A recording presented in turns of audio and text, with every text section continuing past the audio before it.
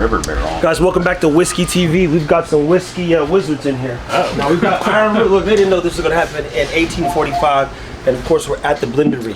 They were nice enough to come in for the to be judges for the Battle of the Blends, the semifinals.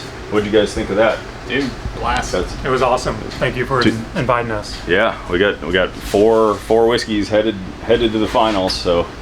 But we're going to take advantage of these guys being here. Exactly. And I know he's going to ask the questions. We're about to warm up now, guys. What's the best and hardest part about doing the whiskey? Like, what is the whiskey business? Because I had to ask Tim this when I first walked in. Remember, well, you guys don't know this. Don't drink whiskey. I don't know nothing about nosing it, smelling it, tasting it. I have no clue. He knew nothing. But I said, I know branding and social media. That's what I do. So I'm like, man, what's the whiskey business? How does this work? What the hell's going on here? So they both are pioneers, not only in Texas, but in the U.S. And some of their distillate, I would say, is, I mean, top tier. Definitely in Texas, the top. Seriously. I mean, shit. Even the bottle and bond that you brought today, like I was trying it, and the fruit and like everything on it was incredible. So, and what is that? Like, how old is that? 5 years old. 5 years old. Yeah. That's your oldest stuff right now. It's 5 years. Yeah, we have a handful of barrels that are 6 years old, but yeah, oldest bottled product is 5. Yeah, that stuff's impressive. Yeah. Really nice. So what's the whiskey business, man? Just walk them through because I have no clue still. Dude, I mean, for me, I would have to say the hardest part about the entire business is letting people know that you exist. I mean, I think that's the struggle that every small business has, is just, again, letting people know. So when you're talking about, you came in, you know social media, you know that side of it, it's such an important part of it, just because letting people, you know, that, hey, even locally, that we know that you exist and we want to support you. Because we were talking earlier, my mom was doing a tasting at a liquor store about 5 miles from the distillery. We've been around for 11 years, and we are in a small town, and she ran into 40 or 50 people who had no idea we even existed. And it's just, it goes, and like, we sell stuff in London and in Hong Kong and all over the world. You got people in your own backyard that don't know you exist. Like, it's crazy. Yeah, I completely agree. I mean, exactly what we were talking about. Another thing, and I know something that y'all know a lot about, is, when you're blending these things, something I learned is, you could have 10 different barrels that are, great on their own. You blend them together, and it's shit. It's shit. Yeah, exactly. For literally, for lack of a better term, And then you have 10 barrels that are kind of okay, and you blend them together, and they're fantastic. So, just kind of that experimentation of blending and whatnot is just, it was a huge learning curve getting into this industry, for sure. Yeah, whiskey math is unique in that 1 + 1 can equal 4 or -7. Yes. You don't know. You don't know what you're gonna run into. So what would be your best advice for those people that may be starting out? Because I think, we know whiskey's not going anywhere. Tim's found his lane, and I love hearing that marketing is the biggest challenge, because that's what I tell people. I said, look, everything in life is about communication, and if you can't talk about it or explain it, or it can't be shared, then there's no scale. Right. There is no scale, and then you've got to go, put your feet on the ground, or master delivering something through an engine like TikTok, YouTube, Instagram, and continue to build, this relationship indirectly, where people come in and say, dude, I've been watching you for the past 3 months, and I just been dying to get up there. We've got people driving 4 or 5 hours because of the power of social media. So I'm only guessing, because when I went walked into the store after leaving the Blendery, I'm like, I wouldn't know how to choose. Hell, I don't know how to choose in here, so. Well, and I still remember, I don't know if you remember that, but I'll probably remember that till the day I die. But it was, we were maybe 2 years in, and it was rough, like rough.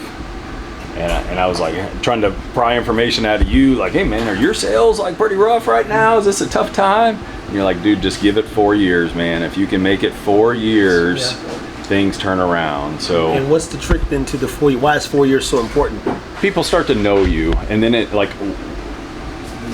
we saw kind of a turning point to where it's like, okay, now people are starting to call us to do events and like book little things, and like, hey, I heard this, and this person I know did a blend with you guys, and they had a blast, so we wanted to know if we could do it. And it just, the word of mouth naturally gets there, and then you have enough to kind of sustain you after 4 years. So it builds up.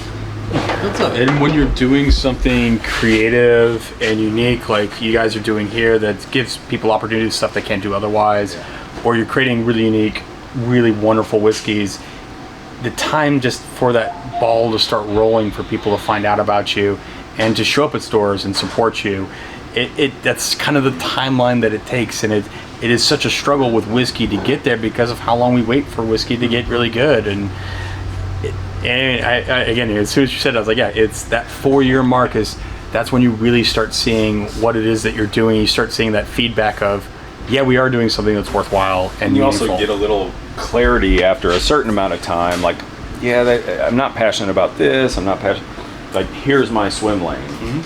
And we're still kind of figuring that out too. We're limited a lot by space. so like, yeah, it's gonna, like, when we get more space, it's gonna kind of redevelop what our membership tiers are, what we offer. We always want to have some kind of exclusivity to it. We like, our whiskey's not for the masses because it is so unique and so, like, small, like on such a small scale, to be like, all right, hey, we're releasing this, it's 60 bottles, the next one's 65 bottles, and then it's gone. So For sure. yeah, so it's that's kind of our swim lane, and we like being small, and we like doing that, and we've met, like, all the people that are over there and just, like, showing up, and including you guys. It's like, we like that personal relationship, and the longer I can hold on to that, like, the bigger we get, the harder that's going to be, and the more whiskey we release, the harder, like, to focus on the quality of the bottles. And so we're trying to always find that balance, but still create more opportunity. So, And where is the opportunity in the whiskey space? And I guess what makes Texas whiskey unique? Because I keep hearing that Texas has a cap, if you would, due to the heat and the lack of climate change, etc. But you guys clearly cracked the code. Yeah, I mean, I don't know if crack the code is correct, but I mean, you know, with us, I mean, similar to y'all, I mean, we're still very new. I mean, our oldest barrels are 6 years old. You know, we know that our barrels are going to kind of peak and then eventually fall off, but we're not there yet. You know, I mean, whether that's 7 years, 8 years, 9 years, 12 years, we have no idea. You know, but that's part of the fun. You know, is just continuing trying, you know, and just experimenting and whatnot. So 5 years old, bottled product, totally fine. 6-year-old barrels that we currently have, totally fine. You know, but we don't know. You know, we're still in our infancy of being a distillery. You still have to forecast, like, what, I know you don't know, but you still have to forecast, like, where you think it's going to be. Like, all right, here's too much oak. Yeah. So, because you have to have whiskey to sell, but also stuff to put back. For sure, you know. And so, at what point do you tap into the 6-year barrels or run out of the 6-year, and now you're kind of starting a new year? Yeah, I mean, and with us, I feel like it's even more unknown because we are unlike any other Texas distillery where we don't rise in proof in the barrel. So the hottest barrel we have had on record after 6 years is 122 proof. Do you think that's an advantage? I personally think it's an advantage. I think it's a huge advantage. But we'll see. You know, we don't know. So you will never see 130, 135, 140 proof barrel from us. It's just not going to happen. I mean, maybe after 10 or 12 years it'll happen. But right now, like I said, the hottest barrel we've had is 122 proof. The second hottest barrel has been 118 proof. Bring them over here for one summer. I'll get you the proof that you're looking for. I mean, see 150. I'll help you out. I can get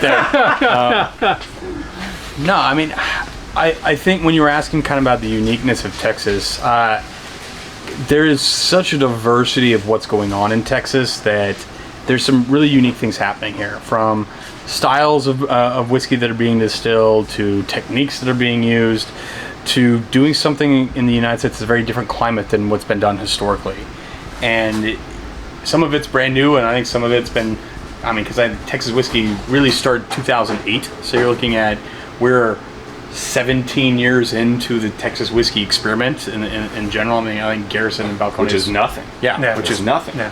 So there's a lot of people playing around, toying with different things, but you're getting such unique, really different expressions and things that have hit kind of some unique maturity levels that we haven't seen yet from even the wider craft whiskey market. I think craft whiskey in the United States, it's going to take another decade plus before things really start settling. We start seeing what's going on. Because, I mean, we've had some barrels that have hit 10 years old, but it's only been a handful. So, I mean, at the end of the day, the data of what's a 10 or 11 year old, what does it taste like, is still fairly limited, even amongst the older distilleries. Yeah. And to me, that's kind of the most exciting part about all this Yeah. is what can we do? Yeah, I agree. I mean, we had a handful of distilleries a year ago, hit 5 years and trying them, and some of them weren't that great, you know. And I honestly started to think maybe 5 years is our max, you know. And then like more and more barrels get that age, you're like, oh no, those were just a select few barrels that necessarily didn't hit, you know, kind of their peak, but the rest of these barrels are fantastic. So it's a lot of experimentation. And at least because we've got a couple lots of barrels to where it's like, all right, let's let the double jeopardies ride as long as we can, but because they're already double barreled and super dark in color, at what point do those become over oaked? Yeah. And they turn 9 in January, and they're still tracking good. So I would have thought they'd be over oaked by now, because at 5 years you're getting a ton of oak and dark in color, but they keep going. Now, knowing what we know about blending, it's like, even if they get over oaked, I can back that off and find complementary barrels. So it's like, all right, yeah, let's let it ride. I'd rather be like, shit, I gotta fix a couple barrels because they're too far gone. But then I'm learning there's a market for stuff that I think is way over oaked, and I don't like stuff that's over oaked. But some people do. Yeah, Some people love it. Yeah, and so I don't know. Wood. Yeah, It's crazy. Well, guys, anything you want the people to know about your distillery? 1845 Distilling Company outside of McKinney, Texas, in a little town called Lowry Crossing. Grain to glass whiskey distillery. Open Fridays 4 to 7, Saturdays 12 to 5. Come out and see us. We'd be great to host you. Iron Root Republic Distilling, we're up in Denison, Texas. So that's basically you drive to Oklahoma and then you hit the brakes. We're right on the border. No matter where you are, if there's a Total Wine near you, you can always grab one of our bottles there across the country. We do a wide variety of different things at Iron Root, from blending to grain to glass spirits, but it's all about having fun and doing some crazy fun stuff. So. There you have it, guys. Well, again, we thank these guys for coming out and spending the day. I had some time being judges, but even more importantly, just I love seeing the exchange of whiskey knowledge, if you would, and experiences, because that helps me learn how to better communicate even what we're trying to achieve here. And the more I learn, the better this is going to get. I promise, guys. Keep it whiskey.